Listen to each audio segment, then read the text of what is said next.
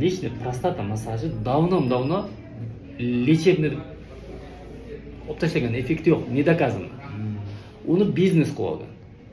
Keladi kim 10 kun kirgizadi, yotqizib prostatani massaj qiladi. Yo'q narsa u narsa. Hattoki har qanday apparat bilan ham massaj qilish mumkin emas. Mumkin emas, bu yo'q. Hech qanday lechebniy effekti yo'q. Boryapsiz, 10 kun massaj qilaman deyapti, bo'ldi, sizni pulingiz ishlayapti. Prostata faqat diagnostikaga bor. Bir marta ko'rib, u yerdan sok olish mumkin yoki rak rivojlanmayapti. O'sha narsaga poнимание uchun kerak. Joyidami, o'sha organ joyidami, kattalashgan, qancha kattalashgan, nima bo'lgan, nima bor, nima yo'q ko'rish uchun bir martaga mumkin. U diagnostikaga. Lechebniy prostata massaji yo'q narsa. Bu aldov. Kim mana shu zanimatsiya qilayotgan bo'lsa, qaysi mutaxassis bo'lishidan qat'iy nazar aldayapti. Все.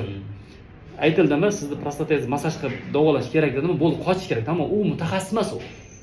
Mutaxassis bo'lgan taqdirda ham eskilik sarqitda qolib ketgan. Endi unda ham ayb yo'q, ularda ham ayb yo'q-da.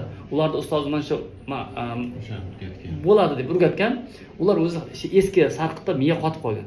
Yangiliklarni o'rganish niyati yo'q. Yoki nafs yomon. Nafs. Bitta massajga misol uchun 50 ming, 100 ming oladigan bo'lsa, 10 kun o'tkazsa yomon emas. Bitta ikkita uchta har xil turdagi instrument topib qo'ysada, massaj qiladigan, yana vibrator qiladigan, orqaga tiqib qo'yadigan narsa olib kelsa, u ham qo'shimcha daromad.